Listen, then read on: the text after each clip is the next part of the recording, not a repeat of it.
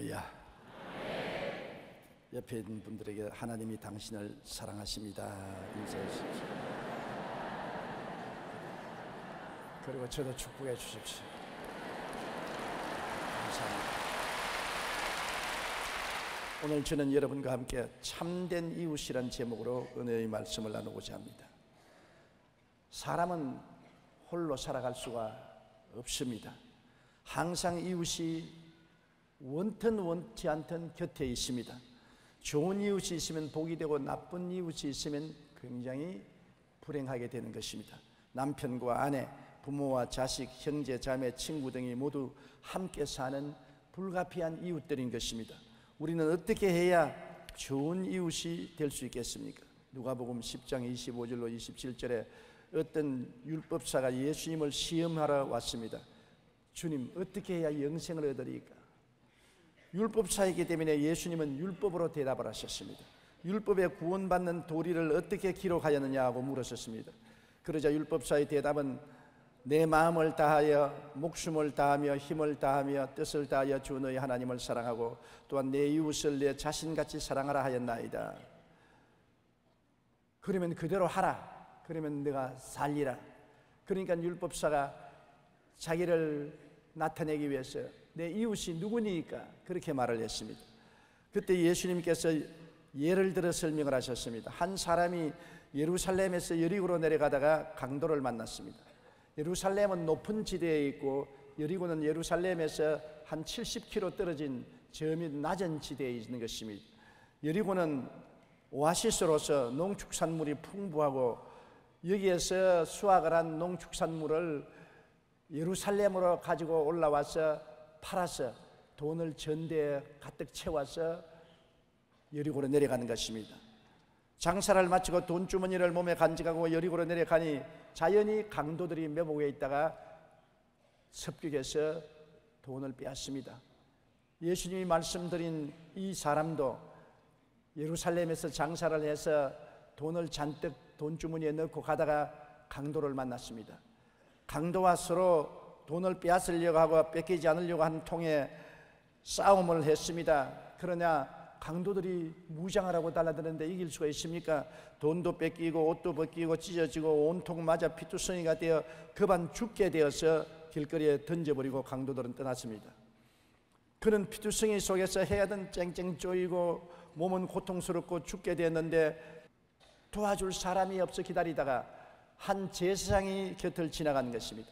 제사장이라는 것은 유대인의 율법을 수호하는 자가 제사장인 것입니다. 제사장이여 제사장이여 나를 도와주소서. 제사장이 와서 물끄러미 바라보고 그대로 지나가고 말았습니다. 손가락 하나 까딱하지 않고 도와주지 않았었습니다. 왜냐? 율법의 역할은 꾸짖고 정죄하고 심판하는 것이지 도와주는 것이 아닙니다. 율법주의자는 이웃을 비난하고 벗기고 핥히고 먹질하고 짓밟는 것뿐이지 율법주의자가 이웃을 도우지는 않습니다. 율법은 돕기 위해서 있는 것이 아니라 심판하기 위해서 있는 것입니다. 율법주의자 제사장이 지나가고 난 다음에 너무나 낙심한 이 강도 만난 사람은 절망적으로 허덕이고 있는데 레위 사람이 총총 걸음을 가지고 뒤를 따라옵니다. 레위인은 의식을 행하는 자인 것입니다. 의식은 율법을 행하는 제사장을 도와서 여러 가지 형식과 예식을 집행합니다. 성막을 치고 성전뜰에 여러 가지 기구를 정비하고 정돈하는 의식을 행하는 사람인 것입니다. 의식을 행하는 자는 종교의 형식을 행할 뿐 내용이 없습니다. 내용은 자기들이 알 바 아닌 것입니다. 우리는 성막만 치고 우리가 이곳에 번제단이나 물두멍이나 갖다 놓고 제단에 여러 가지 제기를 갖다가 준비하면 되었지 그 내용은 관심 가질 필요가 없다고 생각하는 것입니다. 신앙의 내용인 의로움과 사랑과 믿음에는 무관심한 것입니다. 실제로 주님이 원하시는 것은 로마서 12장 15절로 16절에 즐거워하는 자들과 함께 즐거워하고 우는 자들과 함께 울라. 서로 마음을 같이하여 높은 데 마음을 두지 말고 도리어 낮은 데 취하며 스스로 지혜 있는 체하지 말라고 말씀했는데 전혀 무관심인 것입니다. 나는 의식만 집행하면 됐지 아무 관심이 없다. 그러므로 사람이 맞아서 피투성이에 대해서 죽어가든 살든 그것은 자기 문제지 내 문제는 아니다. 나는 성전에서 의식만 집행하면 된다고 무관심하고 지나가 버리고 말한 것입니다. 이제는 영락 없이 죽게 되었습니다. 이제는 바랄 수가 없습니다. 그런데 선한 사마리아인 한 사람이 근처에 오게 된 것입니다. 이 사마리아인들은 유대인에게 개 취급받는 사람들입니다. 유대인들은 사마리아인을 개라고 말하는 것입니다. 유대인의 율법과 종교의식이 없는 야만인 취급을 받던 사람인 것입니다. 그럼에도 불구하고 이 사마리아 사람은 율법이 없고 의식이 없더라도 그 마음속에 사랑과 자비심을 가지고 있었습니다. 이 죽어가는 사람을 보고 율법주의자같이 비평하지 아니하고 의식주의자같이 무관심하지 않고 불쌍히 되겠습니다. 그래서 말에서 내려서 이 사람을 바라보고 무엇으로 치료합니까? 자기에게 특별한 약이 없는 것입니다. 여행하는 사람이 그 당시에는 기름과 포도주를 가지고 다녔습니다. 기름은 햇빛이 쨍쨍 쪼이고 살갗이 타니까 살갗을 유하게 하기 위해서 기름을 바르고, 포도주는 마시기도 하고 상처 입은 데 부어서 병균을 살균하기도 한 것입니다. 그가 가지고 있는 것은 그것밖에 없습니다. 그러므로 그는 자기가 갖고 있는 것으로 치료를 했습니다. 기름으로 상처를 부드럽게 하고 포도주로 소독하고, 그리고 긴 옷을 입고 있기 때문에 두루마기를 찢었습니다. 붕대로 만들어서 아픈 데 감아주고 자기 짐승에 태워 주막집에 데리고 가서 그를 돌보아 주었던 것입니다. 예수님께서 말씀하기를 이 세 사람 중에 누가 참 이웃이냐? 이 율법사가 하는 말이 자비를 베푼 사람이니이다. 너도 가서 그렇게 하라. 그렇게 예수님이 말씀한 것입니다. 이 말씀 속에 우리에게 주는 교훈이 굉장히 많습니다. 왜냐하면 우리 모두는 강도 만난 사람들인 것입니다. 우리의 조상 아담과 하와가 에덴 동산에서 강도를 만났습니다. 원수 마귀를 만나서 마귀가 그들의 영혼을 죽이고 삶을 도적질하고 미래를 훔쳐간 것입니다. 아담의 자손들은 모두 마귀에게 강도 만나 영혼도 삶의 복도 건강도 다 도적 만나고 마는 것입니다. 요한복음 10장 10절인 말씀대로 도둑이 오는 것은 도둑질하고 죽이고 멸망시키려는 것뿐이라고 말한 것입니다. 우리에게 의로움을 도둑질해가고 거룩함을 도둑질해가고 건강도 도둑질해가고 물질적인 풍요와 축복도 도둑질해가고 영원한 생명도 도둑질하고 말한 것입니다. 우리는 강도 만난 사람으로서 귀한 것을 다 빼앗기고 옷도 벗김을 받고 상처투성이가 된 것입니다. 피투성이가 된 것이 오늘날 인생들의 현실적인 삶인 것입니다.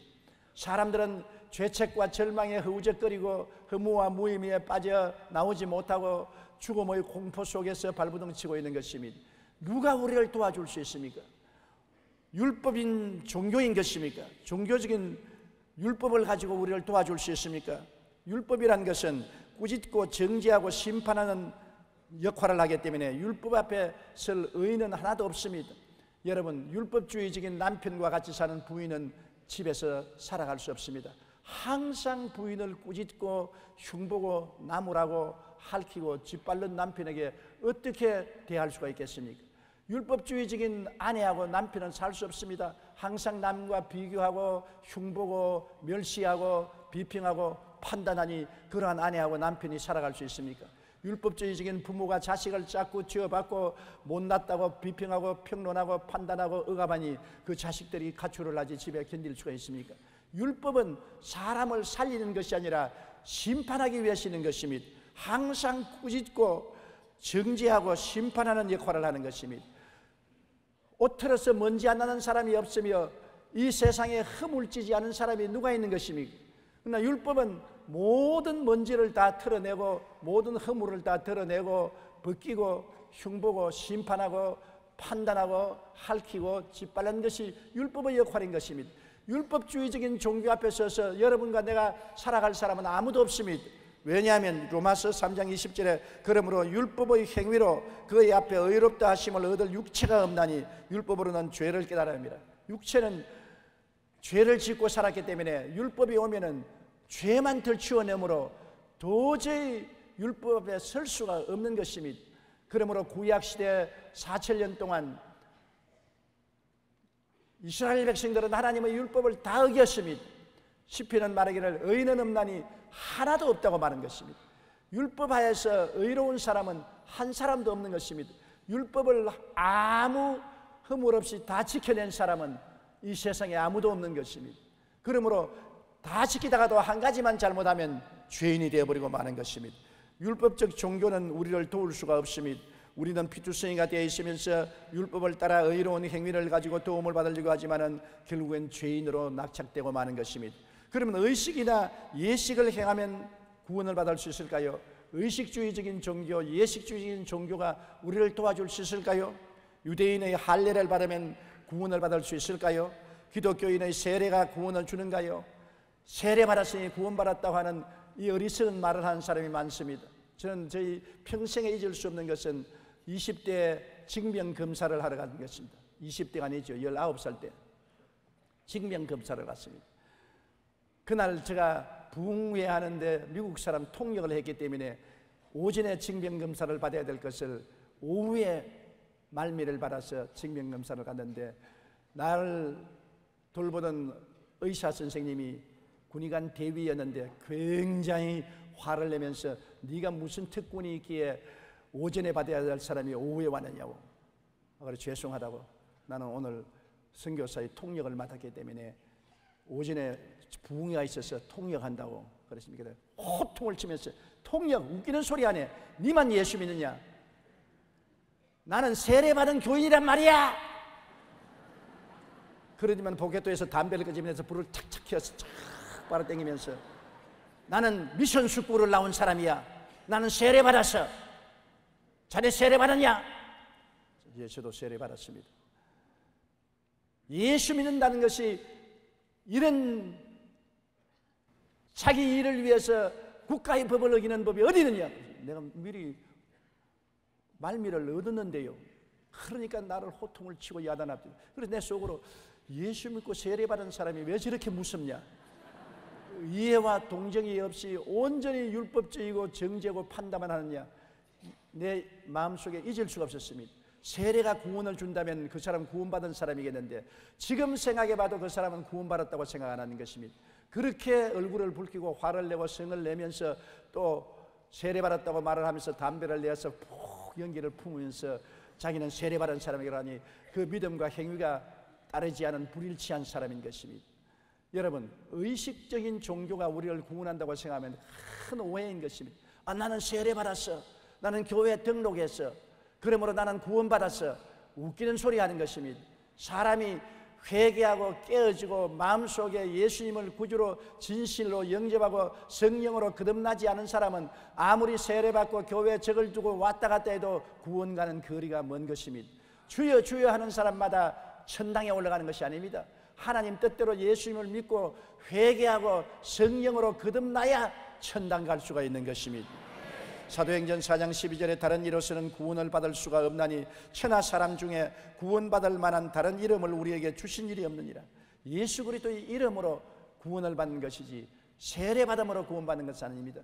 구원받았기 때문에 세례도 받고 교적도 내고 하는 것이지 구원도 받지 않으면서 세례받고 교적낸다고 천당 간다고 생각하면 큰 오해인 것입니다.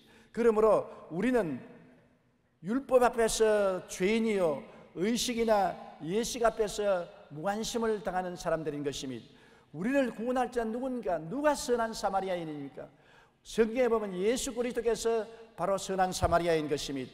왜냐하면 하나님의 아들이 육신을 쓰고 우리 가까이 왔습니다. 피투성이 된 우리들을 지나가는 것이 아니라 우리를 찾아와서 우리를 불쌍히 보신 것입니다. 주님이 우리를 보실 때 율법적인 눈으로 판단하고 비평하고 보시는 것이 아니라 불쌍히 여기시는 것입니다. 예수님이 우리를 보실 때 무관심하게 보지 않습니다. 형식이나 의식적인 종교만 집행하는 레위인같이 무관심하게 보지 않습니다. 예수님은 마음으로 불쌍히 여기고 동정을 하는 것입니다. 예수님이 우리를 불쌍히 여기지 않으셨으면 왜 우리의 죄와 불의, 추악과 저주를 대신 짊어지고 십자가에 올라가서 몸을 찢고 피를 흘리기까지 자신을 내어주신 것입니까? 예수님이 여러분과 나 때문에 고난당하시고 여러분과 나 때문에 십자가에 못 박혀 죽은 것은 우리를 불쌍히 여기고 우리를 사랑하시기 때문인 것입니다. 사랑이 동기가 아니면 그런 희생을 할 이유가 없는 것입니다. 율법주의자로 우리를 평론하고 비평만 한다면 십자가는 절대로 안 걸머집니다.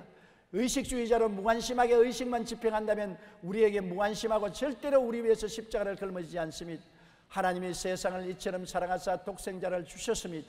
예수님은 우리를 이처럼 사랑하사 자기의 몸을 내어 주셨으니 십자가에 못 박여 몸짓고 피 흘리는 엄청난 고통을 당하면서도 이를 참고 주님께서 우리의 죄가를 영원히 도말하신 것은 우리를 사랑하고 불쌍히 여기는 분이기 때문인 것입니다. 예수님이야말로 우주가 생긴 이후로, 역사가 생긴 이후로 우리를 사랑하여 구원하러 오신 선한 사마리아인 것입니다. 예수님이 우리에게 오셔서 어떻게 하시는 것입니까? 주님께서는 우리에게 성령을 주셔서 우리의 죽은 영혼을 눈뜨게 만들어주는 것입니다. 우리가 죄인인 것을 깨닫게 하는 것입니다. 우리가 버림받은 것을 깨닫게 하는 것입니다. 우리가 영원히 멸망받을 처소에 있다는 것을 깨닫게 하는 것입니다. 사람은 존귀해도 깨닫지 못하면 멸망하는 짐승과 같다고 성경은 말하고 있는 것입니다. 성령이 와서 우리 눈을 밝혀주지 아니하면 우리는 사람으로 존귀하게 태어났지만은 깨닫지 못함으로 자기가 죄인인 것을 모릅니다. 멸망받을 것을 모릅니다. 지옥과 천국이 있는 것을 모릅니다. 그러므로 예수님을 구주로 믿을 수가 없는 것입니다.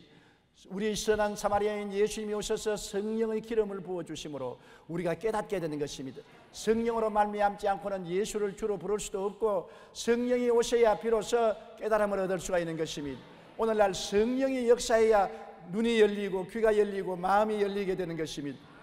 그리고 예수를 구주로 믿게 되는 것입니다. 예수님께서 제자들에게 나를 사람들이 누구로 하느냐, 예레미야라고 말합니다. 엘리야라고 말합니다.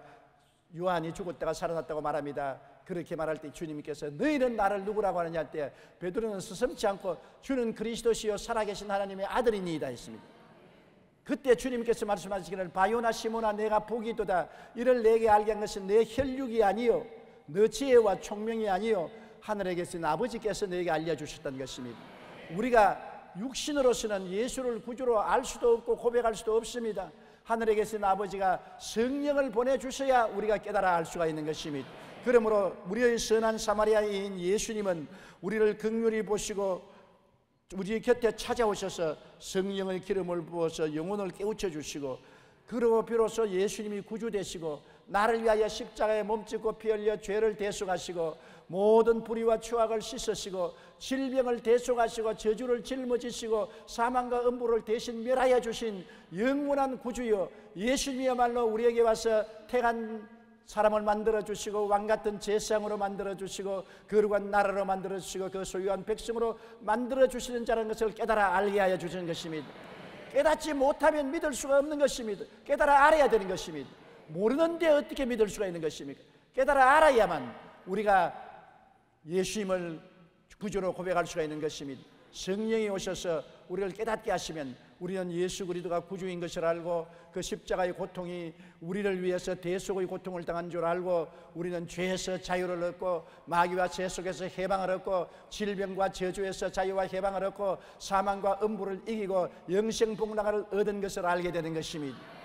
주님께서는 오셔서 성령으로 우리를 깨우치고 그 보혈로 씻어주시는 것입니다. 예수님께서 선한 사마리아인처럼 포도주를 부었다는데 포도주는 예수님의 피를 상징하는 것입니다.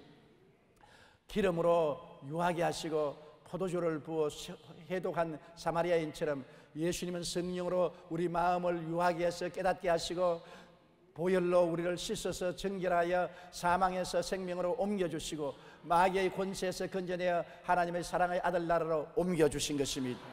그러고 난 다음에 예수님은 사랑의 붕대로서 우리를 감아주시는 것입니다. 사마리아인이 자기 옷을 찢어 붕대를 만들어서 상처에 감아주셨으니 예수님은 그 사랑으로 우리를 끼어안고 이해하고 동정하고 인내하면서 우리의 붕대로 감아주시고 그리고 은혜의 짐승의 채와 주막집인 교회로 데리고 가서 천당 주막집에서 돌보아 주시는 것입니다. 그러므로 예수님 이외에 우리를 이 강도 만난 처지에서 건져줄 자는 천하에 없습니다. 율법 종교가 우리를 구원할 수 없습니다. 의식과 형식 종교가 우리를 구원할 수 없습니다. 오직 현대판 사마리아인인 예수님께서 율법이 아니요 의식과 형식이 아닌 자비와 사랑을 가지고 오셔서 우리를 구원하여 주시는 것입니다. 그렇기 때문에 예수님이 오늘날 손을 활짝 내밀고 수고하고 무거운 짐진 자들은 다 내게로 오라. 죄로서 수고하고 무거운 짐을 진 자, 불의와 추악으로 수고하고 무거운 짐진 자, 버림받아서 수고하고 무거운 짐진 자, 고통 중에서 수고하고 무거운 짐진 자들은 다 내게로 오라. 내가 너를 쉬게 하겠다는 것은 십자가에서 우리 위해서 예수님이 짐을 대신 짊어주셨기 때문에 쉬게 해주겠다는 것입니다. 여러분, 우리의 짐은 예수님이 다 짊어졌습니다. 오늘 십자가를 바라보십시오. 나의 죄가 일생 지을 죄가 다 십자가에 청산된 것입니다. 나를 잡고 있는 마귀와 세상이 십자가의 보혈로 말미암아 다 청산되어 버리고 십자가를 통하여 주님이 해방시켜 준 것입니다. 나의 질병도 고통도 주님이 십자가에 걸머지고 가셨고, 나의 저주와 절망도 주님이 십자가에 걸머지고 가셨고, 나의 죽음도 무덤도 지옥도 주님 십자가에서 청산해 버리고 부활하신 것입니다. 예수님이 우리 문제의 해답이 되시는 것입니다. 예수님이 우리 소망이 되시고 우리의 믿음이 되시고 우리의 영광이 되시는 것입니다. 예수님만이 우리를 찾아오셔서 우리를 돌봐주시는 분이요, 예수 이외에 아무도 우리를 이처럼 사랑하고 끌어안아 줄 자가 없다는 것을 알아야 되는 것입니다. 예수님으로 말미암아 우리는 이전 사람은 죽고 새 사람으로 거듭났습니다. 누구든지 그리스도 안에 있으면 새로운 피조물이라, 이전 것은 지나갔으니 보라 새 것이 되었다고 말한 것입니다. 여러분과 나는 이제 새로운 신분을 가지고 있습니다. 새로운 정체성을 가지고 있습니다. 새로운 직위를 가지고 있습니다. 당신이 누구요? 나는 용서받은 의인의 신분을 가졌습니다. 또 당신은 누구요? 나는 거룩하고 성령받은 신분을 가지고 있습니다. 또 당신은 누구요? 치료받고 건강한 신분을 가지고 있습니다. 또 당신은 누구요? 나는 축복받고 승리한 사람의 신분을 가지고 있습니다.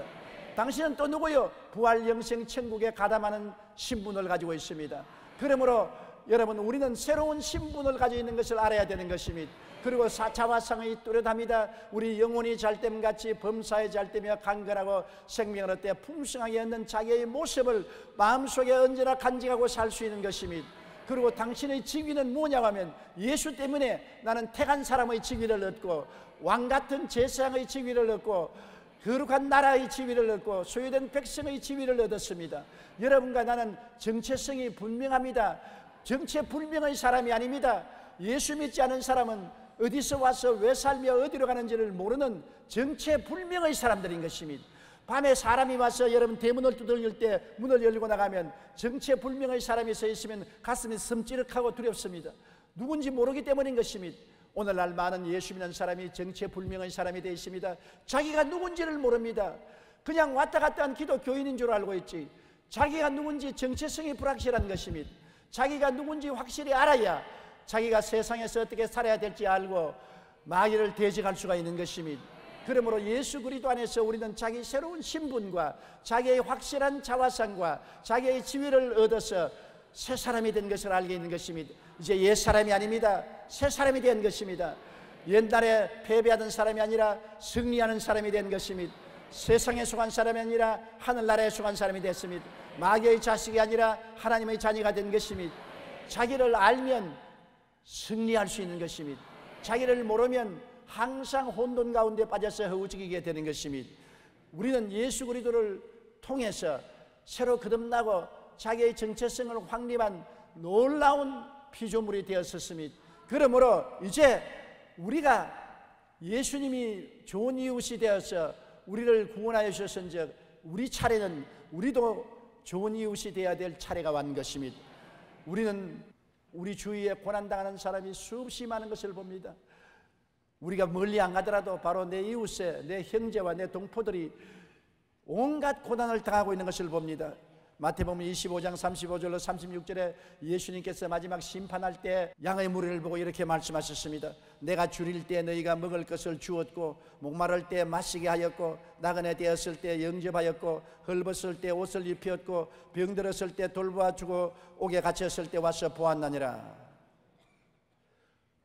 언제 우리가 예수님이 목마른 것을 보았으며 배고픈 것을 보았으며 외로운 나그네 되었을 것을 보았으며 헐벗은 것을 보았으며 병든 것을 보았으며 옥에 갇힌 것을 보았나이까. 그러니까 이 지극히 적은 이웃 한 사람에게 해준 것이 곧 나에게 해준 것이라고 말한 것입니다.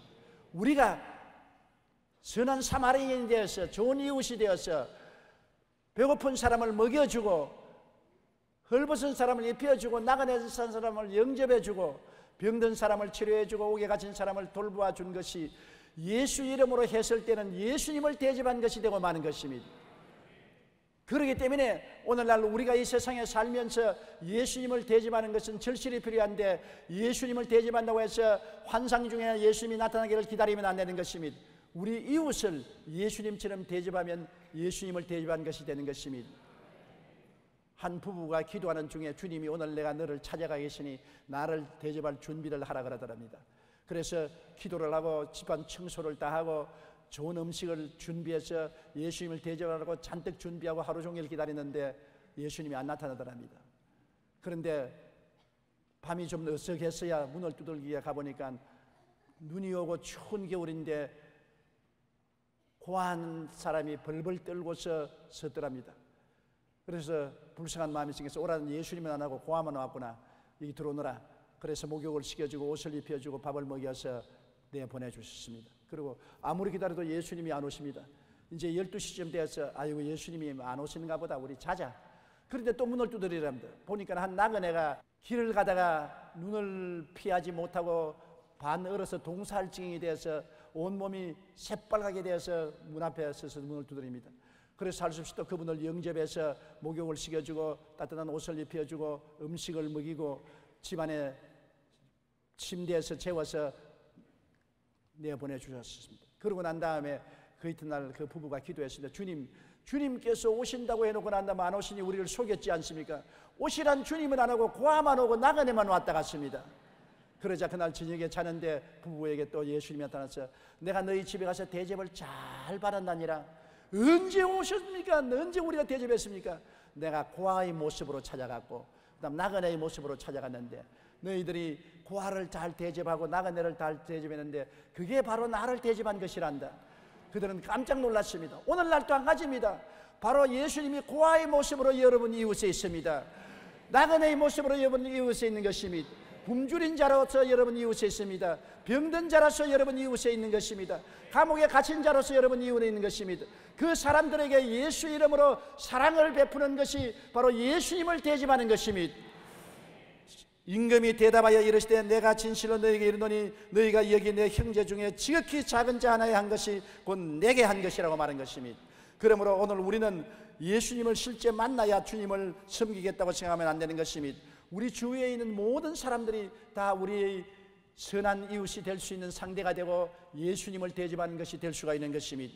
우리가 율법주의자가 되어 비난하지 말고 의식주의가 되어 무관심하지 말아야 되는 것입니다. 율법주의자는 언제나 욕만 합니다. 왜 거지가 되었냐, 게을러서 그랬지, 왜 직장이 없느냐, 3D 직장을 안 가지려고 그랬지, 왜 못 났느냐, 잘난 세상에 열심만 했으면 잘날 수 있는데 도움은 안 베푸고 자꾸 욕만 하는 것입니다. 비난하고 평론하고 비평하는 것이 사람을 도와줄 수 있느냐, 더 절망하게 하고 더 낙심하게 할 뿐 도와줄 수 없는 것입니다.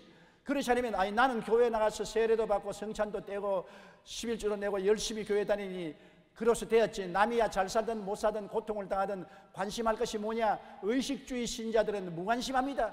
마음의 의로움과 사랑과 진실함은 다 포기해버리고 내용 없는 신앙으로 교회에 왔다 갔다 하면 나만 구원받고 우리 가족만 구원받았으면 됐지, 세계야 어떻게 되든 망하든 흥하든 내가 무슨 상관이냐. 무관심주의, 이것도 여러분 하나님이 원하지 않은 것입니다. 야고보서 2장 14절로 11절에 내 형제들아 만일 사람의 믿음이 있노라 하고 행함이 없으면 무슨 유익이 있으리요. 그 믿음이 능히 자기를 구원하겠느냐. 만일 형제나 자매가 헐벗고 일용할 양식이 없는데 너희 중에 누구든지 그에게 이르되 평안히 가라, 덥게 하라, 배부르게 하라며 그 몸에 쓸 것을 주지 아니면 무슨 유익이 있으리요. 이와 같이 행함이 없는 믿음은 그 자체가 죽은 것이라고 말한 것입니다. 우리가 믿음으로 구원받았지만 이 구원은 선한 사마리아인이 되기 위해서 구원받은 것입니다. 우리 구원받은 목적은 이웃을 돕기 위해서 구원받은 것입니다. 이웃에게 전도하고 가르치고 귀신 쫓아내고 병 고치고 먹을 것을 나누어 먹고 입을 것을 나누어 입고 평안하게 이웃을 도와주기 위해서 구원받은 것입니다. 내가 구원받았으면 그 구원을 이웃과 나누는 여러분 되시기를 주의 이름으로 축원합니다. 나만 구원받았으면 되고 나는 구원받았으니 이웃을 비난하고 공격하고 무관심하면 된다는 것은 절대로 아닌 것입니다. 구원이란 예수 그리스도를 닮는 것입니다. 예수님은 하늘 보좌 버리고 이 땅에 오셔서 몸을 찢어 주고 피를 흘려 마시게 해주었습니다. 그와 같은 은혜를 베풀었는데 우리는 왜 안 합니까? 나는 아무것도 없습니다. 사마리아인은 여러분 자기가 가진 것으로 해준 것입니다. 사마리아인이 가진 것은 기름 한 통, 포도주, 입고 있는 옷밖에 없었습니다. 부자도 아닙니다. 백만장자도 아닙니다. 그럼에도 불구하고 자기가 있는 것 가지고서 있는 기름, 있는 포도주, 있는 옷을 찌어서 붕대를 만들어서 도와준 것입니다. 우리가 큰 부자가 되어야 선한 사마리아인이 되는 것이 아닙니다. 백만장자가 되지 않더라도 내가 있는 것으로 할 수 있는 것입니다. 조그마한 빵 조각이 있으면 그 빵 조각을 나누어 먹을 수 있는 것입니다. 내가 입는 옷이 두 불이 있으면 한 불은 나누어 줄 수 있는 것입니다. 신이 두 켤레 있으면 한 켤이 나눠 줄 수가 있는 것입니다. 내게 있는 것으로 이웃을 도와주고 구제하는 것이 선한 사마리아인이 되는 것입니다. 누가복음 6장 38절에 주라 그리하면 너희에게 줄 것이니 곧 후에 되어 누르고 흔들어 넘치도록 하여 너희에게 함께 주리라. 하나님이 우리에게 복을 주시는 이유는 이웃과 나눌 수 있게 되기 위해서 복을 주는 것입니다. 나누는 사람에게 복을 주지 나누지 않은 사람에게 복을 주지 않습니다. 여러분, 예수님이 베스다 광야에 갔을 때 5,000명의 사람, 남녀 합쳐 수만 명의 사람이 굶주렸을 때 그들에게 먹을 것을 주기 위해서 어린 소년이 보리떡 5개와 물고기 2마리를 나누었습니다. 어린 소년이 자기도 배가 고파 못 견디겠는데 자기가 가진 것으로 나눈 것입니다. 없는 것을 돈 주고 사온 것이 아닙니다. 보리떡 5개, 가난하고 가난한 집안의 아들이 보리떡 5개와 조그마한 물고기 2마리 자기 가진 것을 가지고 나누니까 나중에 자기에게 얼마 돌아왔습니까? 5,000명과 부녀자 기만 명이 다 먹고 12바구니 남은 것이 그 소년에게 돌아오게 된 것입니다. 나누어 줄 때 돌아오는 것입니다. 나누어 주지 않은데 왜 하나님이 도와주고 축복할 이유가 어딘 것입니까? 수전노 욕심쟁이에게 왜 하나님이 축복을 주시겠습니까? 하나님은 주시는 자를 축복해 주신 것입니다. 주라 그리해야 돌려줄 것이요 곧 후이 되어 눌러 흔들어 넘치게 삼켜 주라고 한 것입니다. 거짓말이 아닙니다. 참말입니다. 심어야 거두지 않습니까? 심지 않고 거두는 사람 보았습니까? 아무리 문제 녹답이라도 심어야 추수할 수 있지 않습니까? 우리가 있는 것으로 심어야 되는 것입니다. 없는 것으로 심으란 말은 안 합니다. 내게 있는 것으로 하나님의 성령의 인도를 따라서 심을 때 우리가 거둘 수가 있는 축복을 주는 것입니다. 그러므로 하나님께서는 주는 자, 심는 자를 절대로 빈손 들고 돌아가게 하지 않는 것입니다. 사람들은 내게 말합니다. 왜 평양에 병원을 지으려고 하느냐? 대한민국에도 수많은 사람들이 병 앓고 있는데 왜 평양에 지으려고 하느냐? 대한민국은 하나님의 축복을 받아서 하나님의 사랑 속에 얼마나 인류 시설을 가진 병원이 많습니까? 훌륭한 병원들이 많습니다. 그러나 북한은 어떻습니까? 우리 이웃에 있으면서 강도 만난 이웃인 것입니다. 헐벗고 굶주리고 병들고 고통스럽습니다. 정말 주님께서 말한 것처럼 굶주리고 헐벗고 외롭고 병들고 고통스러운 이웃이 있는 것입니다. 우리는 북한에 있고 우리는 남한에 있으니 무관심하고 있을 필요가 없다. 그렇지 않으면 북한을 향해서 비난하고 공격하고만 있을 것입니까? 체제가 잘못되어서 그렇다, 정치를 잘못해서 그렇다, 게을러서 그렇다, 그런 것이 무슨 이익을 가져올 수 있는 것입니까? 비평과 평론이 조그마한 도움을 가져올 수 있습니까? 우리 관심 가질 거 뭐냐? 우리만 잘 먹고 잘 입고 잘 살면 되지. 그것은 레위인과 같이 형식주의자요, 의식주의자요, 내용이 없는 신앙생활인 것입니다. 이웃이 고통당하고 있는 이상 우리 편안할 수 없습니다. 하나님이 왜 세상에 사람의 몸으로 오셨습니까? 세상 사람들이 죄짓고 병들고 고통당하고 있는 이상 주님이 보좌에 앉아서 편안하지 않기 때문에 보좌를 버리고 육신을 쓰고 오신 것입니다. 사랑은 고통을 같이 감내하는 것이 사랑인 것입니다. 사랑하지 않으면 이웃에 무관심할 수 있는 것입니다. 여러분, 부모가 자식이 많더라도 잘 사는 자식은 걱정이 안 되지만 못 사는 자식에게는 항상 걱정하고 고통을 하는 것입니다. 왜? 자식을 사랑하기 때문에 고통을 함께 나누어지는 것입니다. 우리는 힘을 합쳐서 사랑을 실천하는 좋은 이웃이 되어야만 되는 것입니다. 우리만 잘 먹고 잘 입고 잘 살면 된다고 생각하면 큰 오해인 것입니다. 우리는 지구촌에서 운명 공동체가 되어 사는 것입니다. 우리는 한 배를 타고 있는 것입니다. 불가불 이 땅에 사는 사람은 태어나서 늙어서 다 죽게 되는 것입니다. 우리는 하나님의 심판대 앞에 서게 되는 것입니다. 약물이가 될지 염소일 때가 될지 우리는 우리 스스로의 행위로 결정해야 되는 것입니다. 예수 사랑 나누면 약물이가 되고 이기주의자가 되면 염소의 무리가 될 것인 것입니다. 예수님은 사랑인 것입니다. 하나님은 사랑입니다. 사랑을 우리가 마음속에 받아들이고 난 다음에 우리 속에 사랑을 갖지 않을 수가 없는 것입니다. 사랑이 들어왔는데 왜 사랑을 나타내지 않을 수가 있는 것입니까? 진실로 거듭나서 예수님을 구주로 모셨으면 사랑의 사람들이 될 수밖에 없는 것입니다. 사랑은 이웃의 짐을 나누어지는 것이요 선한 사마리아인이 될 수밖에 없는 것입니다. 그러므로 여러분, 우리는 선한 사마리아인이 되도록 노력하고 언제나 이웃을 위해서 선한 일에 심어야 되는 것입니다. 고린도후서 9장 6절로 9절에 이것이 곧 적게 심는 자는 적게 거두고 많이 심는 자는 많이 거둔다는 말이로다. 각각 그 마음에 정한 대로 할 것이요 인색함으로나 억지로 하지 말지니 하나님은 절개내는 자를 사랑하시느니라. 하나님이 능히 모든 은혜를 너희에게 넘치게 하시나니 이런 너희로 모든 일에 항상 모든 것이 넉넉하여 모든 착한 일을 넘치게 하려 하심이니라. 기록된 바 그가 흩어 가난한 자들에게 주었은즉 그 의가 영원토록 있느니라 함이라. 흩어 가난한 사람에게 줌으로 말미암아 의롭게 되고 영광스럽게 되고 또 하나님이 30배, 60배, 100배로 갚아주는 것이니 일거양득이요 얼마나 큰 축복인 것입니까? 여러분, 신앙인의 가장 큰 덕목이 뭔지 압니까? 믿음, 소망, 사랑, 이 세 가지 중에 사랑이 제일이라고 말한 것입니다. 하나님은 사랑이기 때문에, 예수님이 나를 사랑해 주셨기 때문에 우리 크리스찬의 덕목의 제일이 사랑인 것입니다. 내 이웃을 내 몸처럼 사랑하라고 말한 것입니다.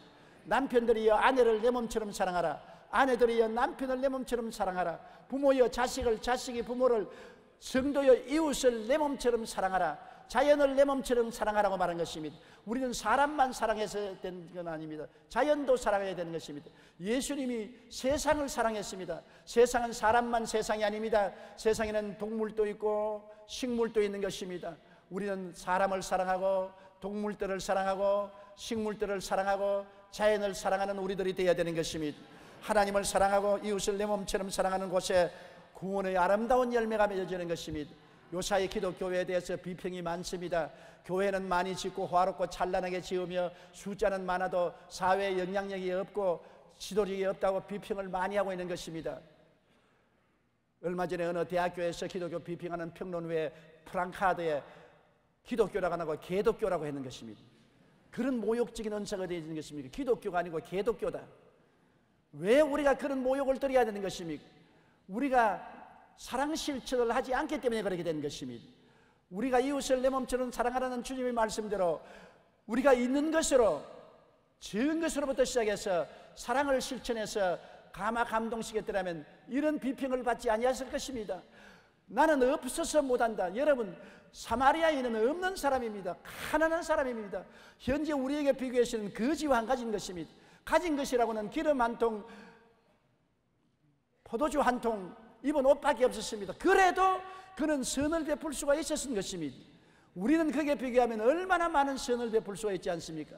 우리가 먹다가 남은 음식 쓰레기만 하더라도 엄청난 양을 버리지 않습니까? 우리 이웃에 음식 쓰레기조차 먹지 못하는 사람이 있습니다.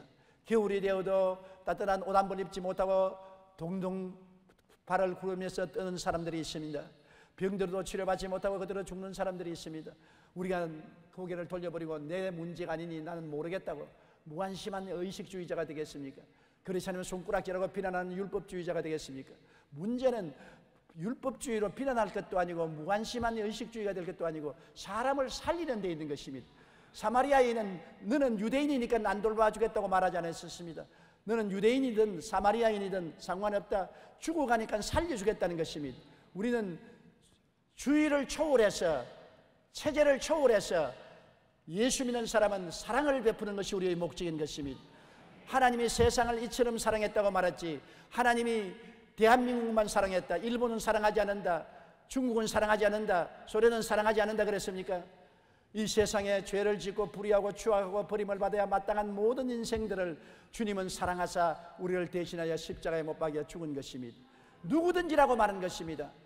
죄를 지은 사람이나 좋은 사람이나 의롭다고 하는 사람이나 나쁜 사람이나 할 것 없이 누구든지 예수 믿어야 구원받고 예수 믿으면 구원받는 것입니다. 이 예수님을 사랑을 전함으로 말미암아 그리스도의 사랑이 눈을 뜨게 하고 귀를 열리게 하고 마음 문을 열게 해서 왜 이 사랑을 우리에게 베풀어 주느냐 묻게 될 것이요, 그것은 예수를 믿기 때문에 그렇게 된다고 전도가 되지 아니할 수 없는 것입니다. 사랑은 모든 닫힌 문을 열고 모든 완악한 마음을 깨뜨리고 모든 어두움에 밝은 빛을 비추는 하나님의 능력이 되시는 것입니다. 하나님이 여러분 다른 수단을 사용해서 인류를 구원시키려고 하더라면 얼마든지 사용할 수 있습니다. 율법으로서 사람을 책망하고 꾸짖고 때릴 수도 있는 것입니다. 하나님은 장엄한 건물을 지어서 우리에게 줄 수도 있는 것입니다. 그런데도 불구하고 예수님을 사람으로 보내셔서 십자가에 몸을 찢고 피를 흘리고 늘어져 있습니다. 저 십자가를 바라보십시오. 2000년 전에 예수님께서 힘없이 못 박여서 늘어져 있습니다. 그가 힘없는 분입니까? 무능한 분입니까? 하늘과 땅을 지은 창조주인 것입니다. 그의 손에 의해서 하늘과 땅이 다 붙잡혀 있는 것입니다. 전능하신 그가 왜 못에 박혀 저렇게 늘어져 있는 것입니까?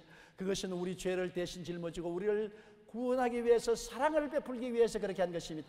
사랑 때문에 십자가에 못 박이고, 사랑 때문에 고통당하고, 사랑 때문에 죽은 것입니다. 사랑을 받는 사람이 고통당하는 것이 아니라 사랑하는 사람이 고통을 걸머쥐고 대신 괴로움을 당해주는 것입니다. 우리가 입으로 수천 번 수만 번 사랑한다 해도 그것은 헛소리에 불과할 것입니다.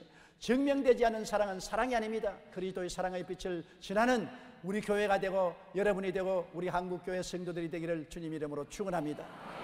우리 고개 숙여 기도드리겠습니다. 전능하시고 거룩하신 아버지 하나님이시여, 우리는 늘 예수님을 자랑하고 찬양하지만은 그리스도의 성품인 사랑을 전하지 않기 때문에 오늘날 기독교를 개독교라고 하고 비난하는 공격을 받고 있는 것입니다.